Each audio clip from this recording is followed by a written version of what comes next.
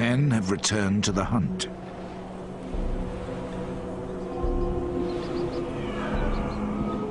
As Neanderthal spears were not designed for throwing, killing must be done at close quarters.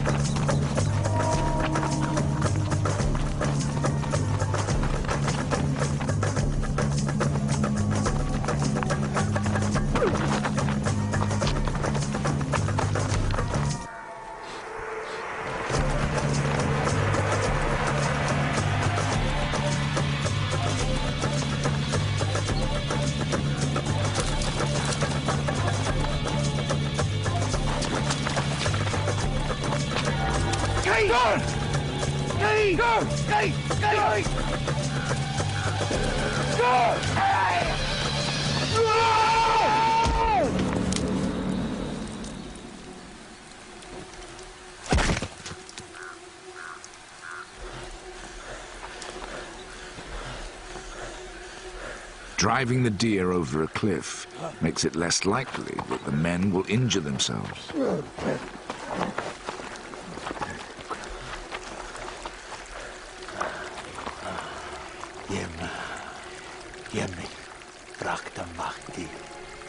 A debilitating injury could be the difference between life and death, not just for the individual, but for the whole clan.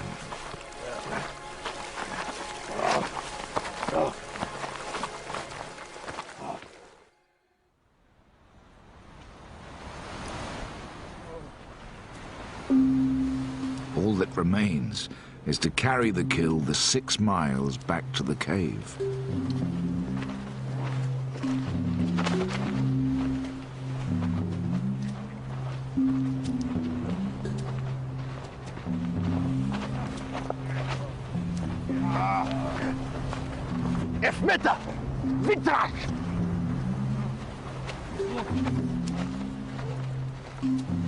But Neanderthal bodies are powerhouses.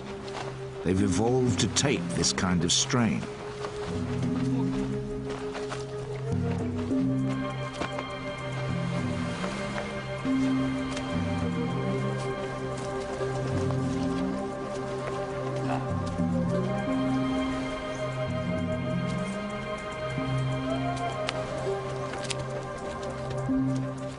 The glaciers of Europe not only shape the landscape, but the features of the Neanderthals who lived here. Their bones grew strong in direct response to the stress they were subjected to. The walls of Neanderthal leg bones are particularly thick. Joints around the elbow, hip and knee are also enlarged. Shaped by the habitual pressure of living life as a Neanderthal, they also show signs of bowing. Seen in contrast to the modern leg beside it, Neanderthal bones are not just thick and bowed, they're much shorter than our own.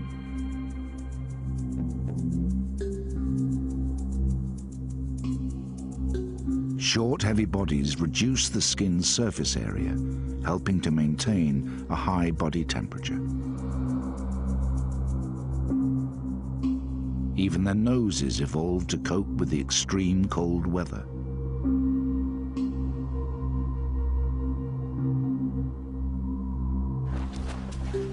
Their nasal cavities are larger than our own and contain extra capillaries and mucus to warm and moisturize the air, preventing damage to fragile internal tissue.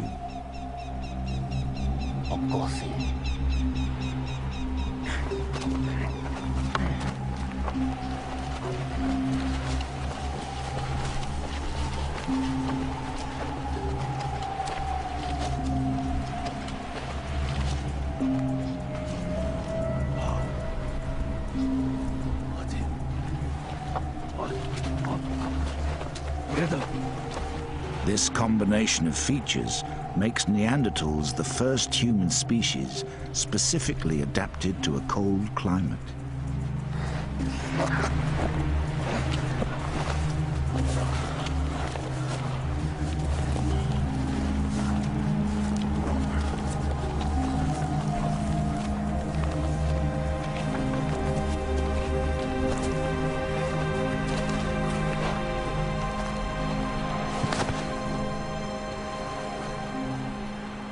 To our eyes, their faces may look ugly, but they are a triumph of evolutionary adaptation. Jeder.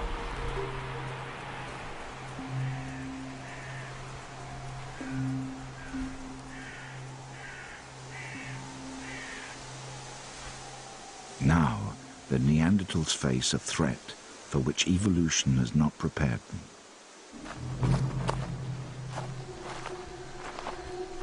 Physically, these strangers are not so well adapted to the bitter climate, but they have other advantages.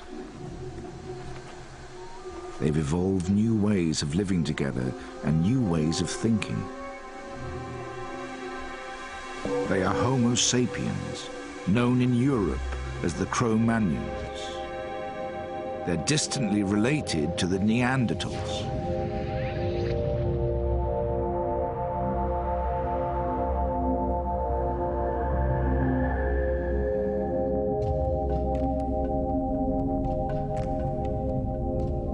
One and a half million years ago, a human species called Homo erectus emerged from Africa into Asia and later into Europe. Over thousands of years, deserts, glaciers, and vast inland seas isolated the species. In the cold, harsh conditions of northern Europe, a new cold-adapted species evolved, the Neanderthals. Meanwhile, in subtropical Africa, a warm-adapted species evolved. 100,000 years ago, they expanded as far as the Middle East. 45,000 years ago, the weather turned warmer, opening up a route into Europe. And so, 10,000 years after they set out from the Middle East, the Cro-Magnons arrived in southern France. For now, their numbers are small. This advanced party is scouting for new territory. These fertile river valleys in the south of France are perfect, except for one thing. This is the stronghold of the Neanderthals.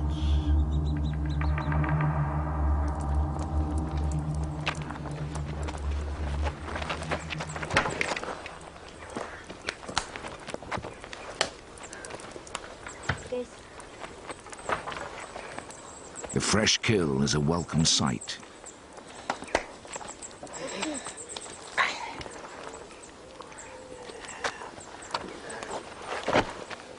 To cope with the physical demands of their life, each adult Neanderthal needs to consume up to 4,000 calories per day. In the depths of winter, this can rise to as much as 7,000 calories, almost 3 times the amount we eat today.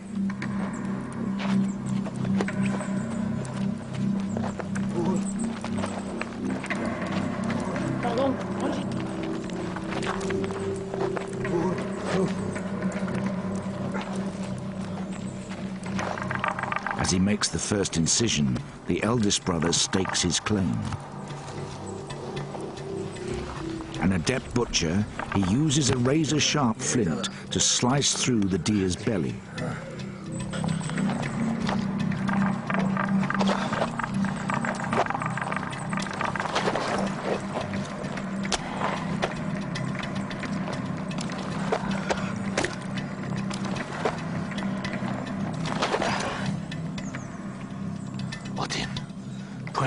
Today, meat makes up about 12% of the European diet. The Neanderthal diet was very different. By analyzing ground-up pieces of bone, we can tell a lot about what Neanderthals ate. Extremely high levels of carbon and nitrogen confirm that meat made up the bulk of their diet. Fossilized feces, known as coprolites, support this view. Coprolites have recently been unearthed in Gibraltar. Believed to be Neanderthal, they consist almost entirely of the remnants of meat. The meat has been well digested, suggesting that Neanderthals' bodies evolved specifically to cope with such a diet. Scientists now estimate that 85% of a Neanderthal's food was meat, on a par with carnivores like wolves. No part of this animal will be wasted. The skin will be worked to make clothing. Sinew will be dried and used as rope. The skull will be smashed open to get at the brain, the tongue, and even the succulent eyeballs.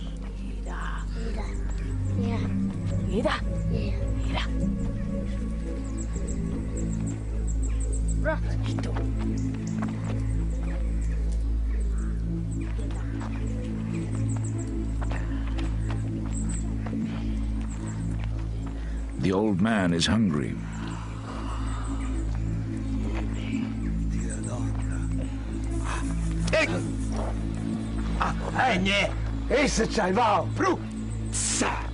But his position within the pecking order means he has to wait his turn.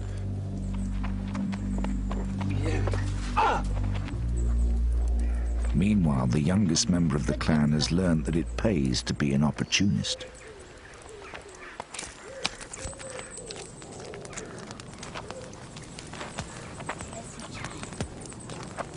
Inside the cave is a dumping ground, where the younger brothers butcher the deer.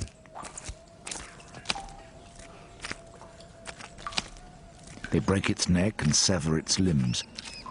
It's a messy job. Blood, gristle, and the remains of other carcasses cover the floor and walls.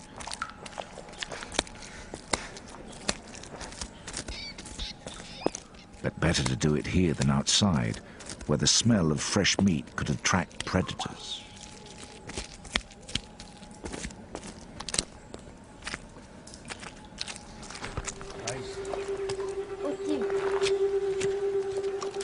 Like other carnivores, a special combination of enzymes in Neanderthal stomachs allows them to consume large quantities of raw meat. But cooked meat is more digestible and nutritionally less wasteful. The intense heat of the fire breaks down the protein and fat molecules, allowing them to be rapidly absorbed by the body. It's safer too. The heat kills off parasites and deadly bacteria. The Neanderthals' ability to cook gives them the edge over the other predators that share their world.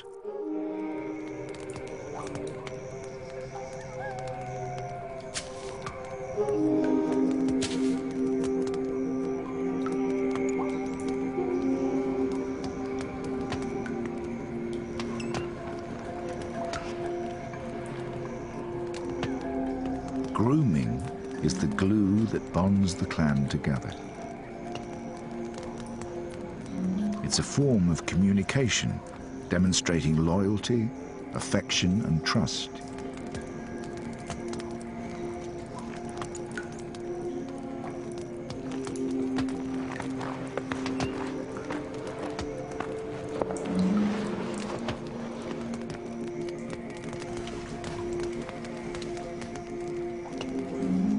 Intimate contact of this kind is immensely pleasurable.